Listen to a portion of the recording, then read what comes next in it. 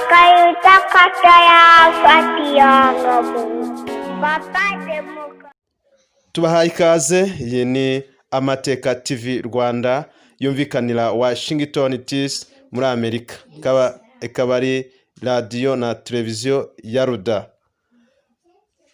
Turabashuje mwese aho muri ku migabane yose, abari Australia, Amerika, mu Bushinwa, Korea zombi, mu Buyapani, abari muri Afrika yose.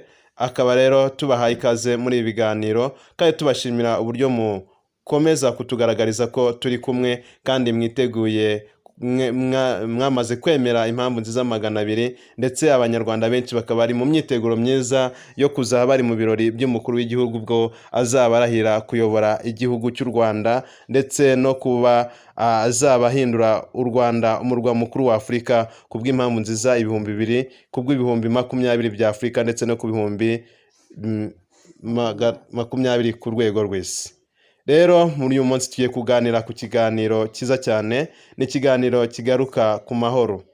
Amahoro arakenewe, araririmbwa kenshi ariko ntashyirwe mu bikorwa, ariko ubu noneho turashaka kugira icyo cyizere kishingiye kuki, kugira ngo twumve koko Perezida wa Ruda agiye kuzana amahoro, nyamahoro, atari ya mahoro agurwa, atari ya mahoro bishyura ngo bagiye kwishyura umutekano, wishyurira amahoro kugira ngo ukunde ubone amahoro. Ngira ngo tugiye kubiganiraho mu buryo burambuye. Turi kumwe na Perezida wa Ruda.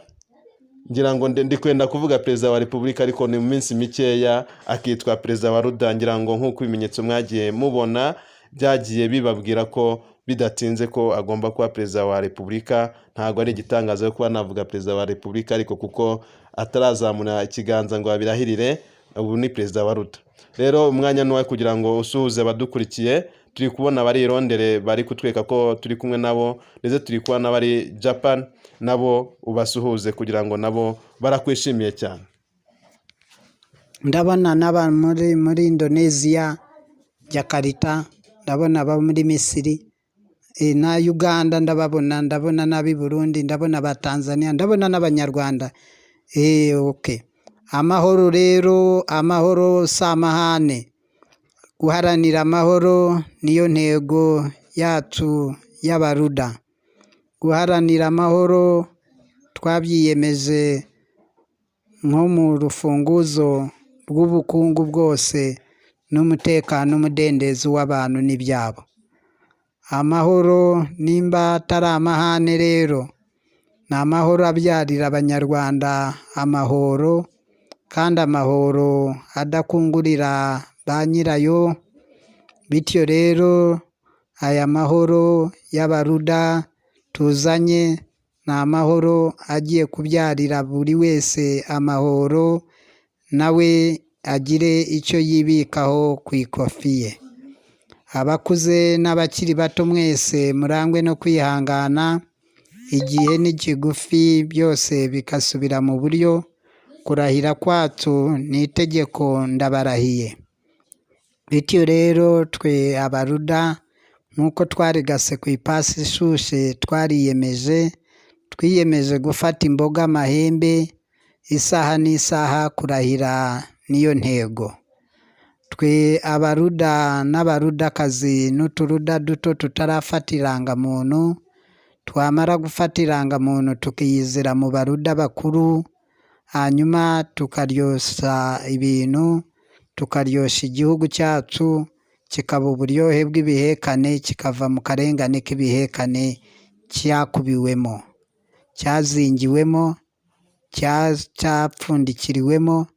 Ikinyoma tugikubitira ahakubuye, hanyuma tucyamagane, tukirukanire kure, hanyuma dukore imirimo yacu nta muvundo.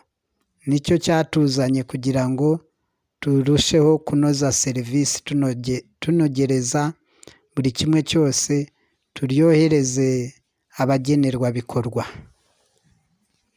Birasobanutse neza amahoro ko atari amahane, ndetse cy'isi yose ikeneye ni amahoro, atagurwa amahoro, akariyo mahoro akenewe, ndetse ikiremwa muntu gikeneye.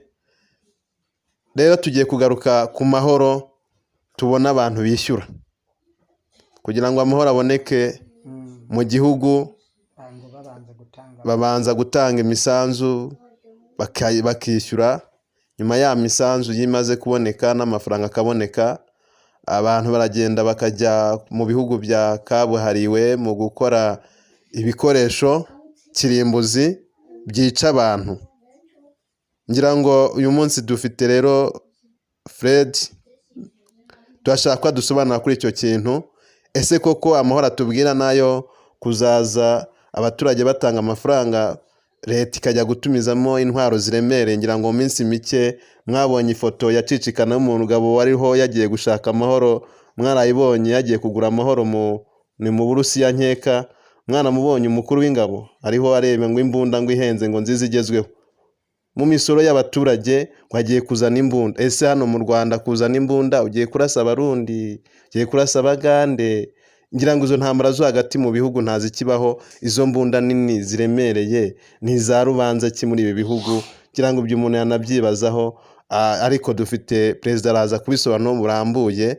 Amafaranga bigendamo ngira ngo zirahenda. Njye sindi umusirikare, ntago nzi buryo imbunda iguramo, kandi bikangiza abantu ku rwego rwo hejuru. Ngira ngo igisasu gitewe abantu barangirika, ibyabo bikangirika, ndetse abantu bakanapfa nabi, bikajyana ingaruka ku miryango ndetse bigateza n'ubumuga. Ngo abantu ayo niyo mahoro muzatuzanira. Tuzanye amahoro ashingiye ku mutekano, utekanisha buri umwe wese mu bye, tumusubiza ubutaka bwe n'amazu ye, kuko amazu n'ay'abana ntabwo ari ay'abakuze. Bityo rero twe tukaba tuze nk'abaruda kugira ngo duhindure ibigoye tubihinduremo ibigori tugaburira abasonze, tutitaye ku babasonzeseza. Bityo rero tukaba tugiye gukora umuti utandukanye n'uwabo ngabo. Twe intwaro tuzazishyira aho zagenewe gushyirwa kandi zaguzwe. Bityo rero tumenye n'impamvu ko kizagurwaga. Izo zirasa mu birometero birebire birenze n'igihugu. Nk'ibyo ngibyo ntabwo byari ngombwa, byatwaye amafaranga y'ubusa, ingengo y'imari yashiriye ubusa, kandi nta n'umwe bigiye kurasa, bikarinda byononekariraho. N'izindi nta munyarwanda wavuga ngo ni umwanzi w'igihugu ngo niwe bazazirashisha. Nta mwanzi w'igihugu ubaho, ahubwo twese turi abakunzi b'igihugu. Ahubwo umuntu ashobora kwamagana ibitagenda neza, n'abirwamagana bakamufasha, nk'uko bafashije perezida wa Ruda bakimufasha kwamagana ibitagenda neza mu Rwanda. Bityo rero tukabyamagana dushingiye ku mpamvu nziza nyinshi, 200 ku Rwanda, 200 kuri Afurika, n'ibihumbi 20 ku rwego rw'isi. Tukuramo imipaka yose muri Afurika, aho Rwanda turugira umurwa mukuru wa Afurika, amahoro agasesakara hose, hanyuma Afurika nayo ibe umurwa mukuru w'isi. Ibyo nibyo byazana amahoro, atacuruzwa, amahoro atagurishwa ku gakoroboyi. Amahoro yo ku gakoroboyi nta mahoro ayarimo, ni amahoro y'amahoro gusa, aho baka abana amahoro ku mutekano, kandi nyamara yo bakwibye icyawe ntabwo kigaruzwa, ntabwo bakigusubiza. Ibyo byose tusanga ari ibiryabarezi mu mutekano n'amahoro. Bityo rero amahoro si amahane, amahoro ava mu muntu, amahoro ava mu bantu, amahoro agomba gusesekara no mu mitungo yabo. Abaturage bagatuza mu byabo, batuye neza kandi bigira neza aho kwigira nabi. Bityo rero babuza abandi amahoro, babuza abandi umudendezo, babuza abandi umutekano, bajya kurangura ibitwaro byo guhitana rubanda. Kandi rubanda basoze bagira ngo hubakwe imihanda, hubakwe amavuriro, hubakwe amashuri, hubakwe amasoko, hubakwe ibikorwa remezo bitandukanye, ariko bikarangira ayo mahoro babakuyemo yose agiye kugura ibitwaro. Twabaruda si uko tuzabigenza. Ayo mahoro ku bazasora bafite igishoro cya miliyoni 6 kuzamuka, azajya yubaka ibikorwa remezo gusa, hanyuma u Rwanda turwubake cyane, amagorofa maremare, rube umurwa mukuru wa Afurika, akurure ba mukerarugendo abo hafi n'abakure, bityo rero byinjiza amadovize beneri bikayo. Ibyo nibyo bizazana amahoro, amahoro azana n'amahoro. Noneho iyo urumva amahoro yacu beneri yayabyaza umusaruro, yaboneramo amahoro. Ariko abandi muri beneri n'ikigezemo barakinyereza bakakijyana mu mahanga, bakakihungana, bakagihungisha nk'aho gifite ibibazo. Ibyo byose tumaze kubigenzura neza, tumaze kubinonosora, twasanze nta shingiro bifite, tugomba kubaka amahoro arambye. Murakoze kubw'iyo ngingo. Iyo ni ingingo yumvikana kandi yibazwaho na benshi, ko abantu babona bashakira amahoro bayishyuye, ariko perezida wa RUDA akaba bamaze impungenge ko amahoro atazaza yishyurwa, kuko amahoro aricyo RUDA iharanira. Akaba yifuza ko amahoro yagera ku batuye mu Rwanda, ndetse akarenga u Rwanda akagera ku isi yose, kuko niyo migambi nicyo aharanira, ndetse n'umuntu wese wemera kuba umuruda nicyo kintu aba aharanira. Niyo mpamvu isi yose yakunze impamvu nziza 200, kuko ari impamvu z'amahoro, ni impamvu zirinda umutekano wa buri muntu wese, kuko hano tubona ko RUDA izaharanira uburenganzira bwa buri muntu wese, nta muntu ugomba kuba umukorone w'ikintu icyo ari cyo cyose, cyane ko tubona ko abantu bakoresha izo ntwaro usanga ubuzima bwaho bubayeho nabi, rimwe bakangirikira ku rugamba, ugasanga nta kintu basigaranye, ubundi ugasanga imiryango yabo babayeho nabi, nabo ntibarambe bitewe n'ubuzima babeshwamo n'ababakoresha, kuba mu mashyamba, gukora bataruhuka ngo baritangira igihugu. Ukibaza mbese uko kwitangira igihugu ni ukuhe, mu gihe dusanga dufite igihugu gifite amajenerali, gifite abantu b'amaranka aremereye, ariko tugasanga umuntu arahohoterwa, arakubitirwa hariya ntagire umurengera, tugasanga umuntu ararengana. Ayo majenerali aba ari gukora iki? Niyo mpamvu rero kimwe muri ibyo bibangamira abantu mu kubuza abantu amahoro, RUDA igomba gukuraho izo nzitizi zose, umuntu akaba mu mahoro. Ngira ngo kuri iyo ngingo, ese abasirikare bazaza babaho mu buhe buryo? Murakoze cyane.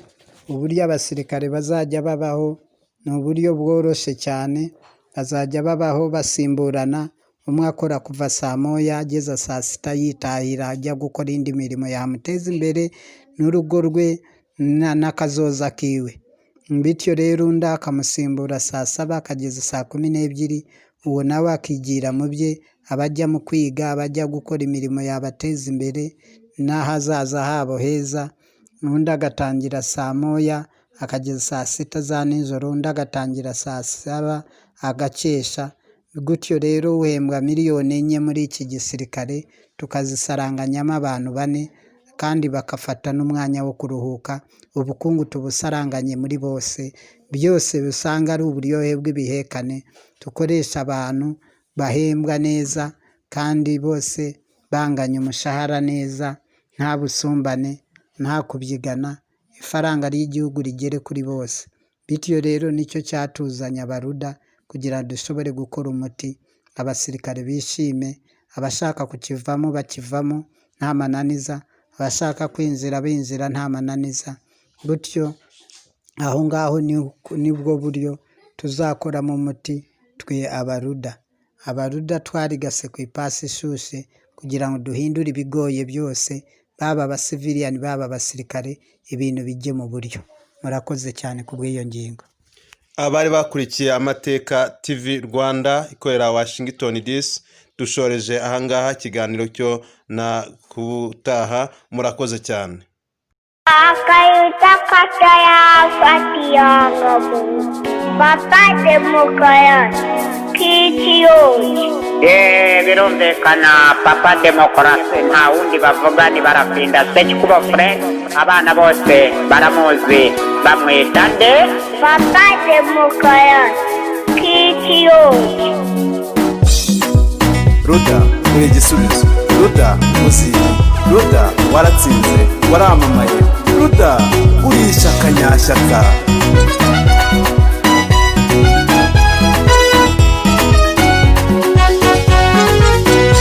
ishyaka ry'uburyohe utabona ahandi hose, ruda igisubizo ku Rwanda, Afurika n'isi. Ishyaka ry'uburyohe utabona ahandi hose, ruda igisubizo ku Rwanda, Afurika n'isi yose. Rwanda Revolutionary United Democratic Advances Greatness Party, mu mashyaka yose uri irya mbere, ku mpamvu z'uburyohe nziza zirengera bose, abakire n'abakene bose tuzisangamo, abakomeye n'aboroheje bose zirabarengera. Ruda n'uburyohe abantu bose dufata kimwe. demokarasi nziza cyane ikuraho ihohoterwa n'ihohotera, guca gereza n'ibindi byose by'imonogoje byangije ikiremwamuntu ku isi, maze tukagira Afurika nziza, Afurika ibereye abanyafurika, maze Afurika ikaba uburyohe. Ruda izazamura imishahara ku barimu, abasirikari n'abaganga. Iyi ni Ruda yakataraboneka ku isi yose, ni Ruda igiye kwita ku buzima bw'umuntu. Ruda maze tutangire ishoramari mpuzamahanga, twandika mu kirere ijambo Ruda, indege zakataraboneka, maze tuzamura ubukungu bw'igihugu, twiteza imbere, duteza imbere ikiremwamuntu kuva cyabaho. Iri ni ishyaka nyashyaka, ni ishyaka ritaraboneka ku isi hose.